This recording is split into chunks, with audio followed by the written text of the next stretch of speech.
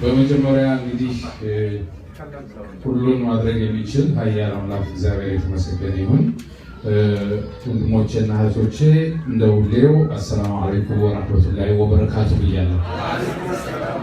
አረ እንደገና በሉት አሰላሙ አለይኩም።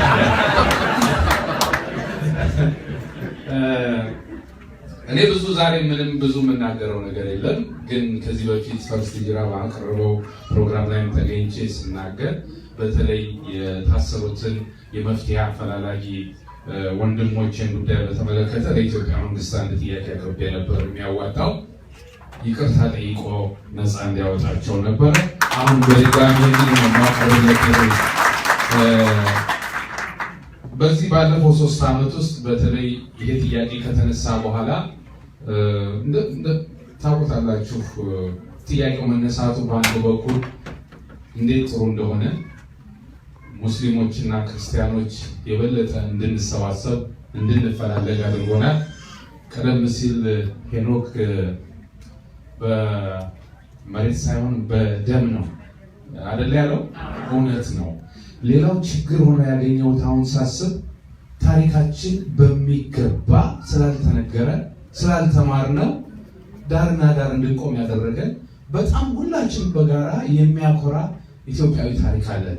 እኛ ከቅዱስ መጽሐፍ ቅዱስ ኢትዮጵያ እጆቿን ወደ እግዚአብሔር ትዘርጋለች የሚል ጥቅስ አለ። ሌላም አለ እና በክርስቲያኖች ዘንድ ይሄ መኖሩ በአንድ ቅዱስ መጽሐፍ ውስጥ በጣም ያኮራናል እና ለአሜሪካዊውም ለእንግሊዛዊውም ለሌላውም ብናስረዳ እዛ ውስጥ የኢትዮጵያ ስም መኖሩ ለየትኛውም ኢትዮጵያዊ ደስ ይላል። በሌላ መልኩ በሙስሊም ህብረተሰብ ውስጥ ደግሞ በዓለም ላይ ያለን ገናና ታሪክ በደንብ አልተነገረም። ስለዚህ በደንብ እንድንኮራ አልሆንም። ይሄ መሰባሰብ ይሄ በግልጽ መወያየት ሲመጣ እያንዳንዳችን ታሪካችን እንድንፈልግ አደረገ። ነብዩ መሐመድ ሰላም በእሳቸው ላይ ይውረድ ነው የሚባለው። እሳቸው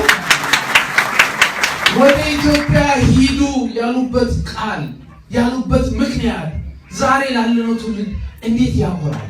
ከዚህ ሁሉ የዓለም ሀገር ከዚህ ሁሉ የዓለም ህዝብ የተመረጠች የአበሻ ሀገር ኢትዮጵያ ናት። ስለዚህ ይሄ በሙስሊሙ ዓለም ሲጠራ ለእያንዳንዳችን ኩራት ነው። በኢትዮጵያዊነታችን ያኮራል። ከዚህም ያልፋል። የሚገርም ሆነ መጠየቅ መማር እንዴት ጥሩ ነገር ነው። ቢላል በባርነት ነበር የሚኖረው። ነብዩ አሁንም ሰላም በእሳቸው ላይ ይውረድ ነፃ እንዲሆን ከተደረገ በኋላ የእሳቸው ዘር የሆኑ ወይም በአረብ አካባቢ ትውልዳቸው የዛው አካባቢ ሰዎች እያሉ አዛንን ያለው የመጀመሪያ አበሻ ኢትዮጵያ ቢላል ነው አይደለም? ከዚህ የበለጠ የሚያኮራ ምን ታሪክ አለ? እውነቴን እኮ ነው የምላቸው። እንደ ኢትዮጵያ ውስጥ ያስቡ። ሌላው የገረመኝ በጠላቶች እጅ ወድቆ እኛ የምናመልከውን አምልክ ሲሉት እምቢ ብሎ አላህ ዋህድ ነው ያለው አይደለም እንዴ ያለው? እንዲህ እምቢ የሚል ኢትዮጵያዊ ዘር ዛሬ ነው ወገን የግፋት ሰራት እምቢ ያሉት አይደለም። ይሄ ያኮራናል። ይሄ ነው የምኮራበት ኢትዮጵያዊ። ይሄ ነው የሚያስደስተኝ እና በእኛ መካከል ገና የፍቅር መስመሩን እየሰራን እጅ ለእጅ እየተያያዝን የግፍ ስርዓትን ከኢትዮጵያ አስወግደን ተቃቅፈን ተከባብረን የምንኖርባት ሀገር እናደርጋታለን እንጂ የትናንቱ ደካማ ታሪክ የትናንቱ በደል የዛሬው እንዲያጨልምበት መንገድ አንሰጥም።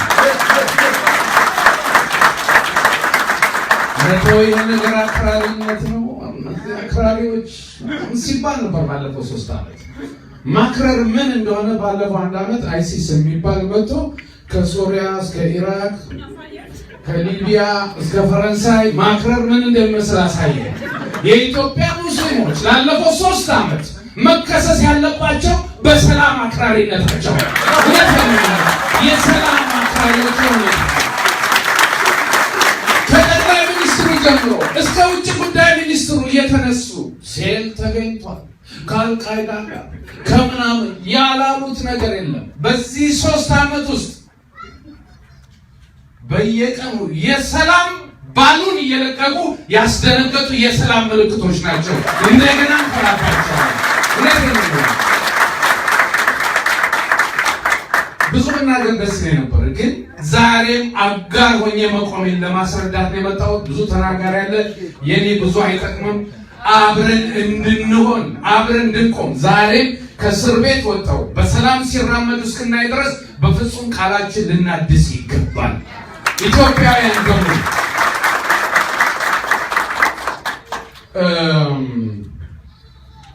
ባለፈውም ተናግሬዋለሁ። የመጅሊስ አመራሮችን መምረጥ ያለበት በመስጊዳችን ውስጥ ነው ያሉት። በየቀበሌው ሲሏቸው የለም ይቅርብን እኛ መስጊድ ውስጥ ነው። ይሄ ነው ልዩነት። ምክንያታቸው በግልጽ እየታየ መጣ። ምክንያቱም ከዚህ በፊትም ተናግሬዋለሁ፣ የሚታመን መንግስት ስላልሆነ ነው። ሌላ ምንም ምክንያት አልነበረው። መንግስት የራሱን ሙስሊሞች የራሳችን መሪ እንምረጥ ሲሉ እምቢ ሲል መንግስት ተንኮል አስቧል። ቀድመው ነቅተውበታል። ለዚህ ነው እምቢ ያሉት። ምክንያቱም ወደኋላ ሄደን የአመራሮቻችንን ነገር ስናይ በመጀመሪያ የሙስሊሙን ስሜት ድምፃችን ይሰማ። ይሄን እንዳለ ይሄን ቃሉ ሰው ድምፃችን ይሰማ። አመራሩን የያዘው የኢትዮጵያ መንግስት የትግራይ ነፃ አውጪ ግንባር ይባላል። ሁለቱን ለውድድር ብናቀርብ ድምፃችን ይሰማ ከአካል ለምን ይቀርባል? ለጆሮ ድምፃችን ይሰማ። ነፃ አውጪ የሚለው ግን የሆነ ቫይለንስ አይታያችሁም? ግንባር እና ጆሮ ወደ ግንባር ለቫይለንስ ቅርብ ነው። ለቴስታ ሰለ እና መሪዎቻችንን በመስጊድ ውስጥ እንድምረስ እንዲያሉ ለምን? ምክንያቱም ከዚህ በፊት አቶ ለገሰ ዜናዊ ስማቸው ቀይረው መለስ ዜናዊ ተባሉ። አቶ ሶል አብርሃም አቶ ስዬ አብርሃም ተባሉ።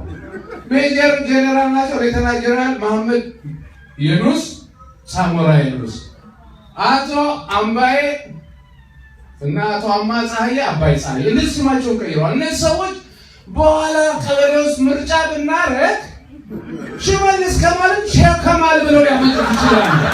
ስለዚህ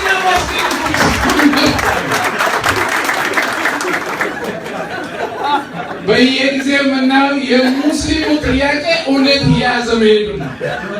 በሌላ በኩል ስታዩት ጋዜጦቹን ዘጉ፣ መጽሔቶቹን ዘጉ፣ ጋዜጠኞቹን አሰሩ፣ የተወሰኑትን አባረሩ፣ ጸጥ አለ። ሙስሊሙ ሲሆን ምን አደረገ? ጋዜጣውን ዘጋቸው፣ ጋዜጠኞቹ አባረሯቸው። ጋዜጠኞች በቃ የሉም፣ መጽሔትም የለም፣ ጋዜጣ የለም። በጣም ጥሩ። መብራት ኃይል ተክሎ የማይጠቀምበት የመብራት ፖል አለ። ያንን የኢትዮጵያ ሙስሊሞች ጋዜጣ አደረጉ። ድል ትግላችን እስከ ድል ደጃፍ ነው ያሉ ጻፉበት። ዛሬ ሙስሊም ህብረተሰብ በጋዜጣ ሳይሆን በራሱ በሰራው ህንፃ ላይ እየጻፉ ትግሉን አቀጣጥለውታል። ይሄ የሰላማዊ ትግል እንቅስቃሴ ከማርቲን ሉተር ኪንግ ከነ ጋንዲ ቀጥሎ በታሪክ ውስጥ ፍጹም ሰላማዊ የሆነ የኢትዮጵያ ሙስሊሞች ታሪክ ተብሎ የዛሬ 30-40 ዓመት ሊተረክ እንደሚችል አትጠራጠሩ።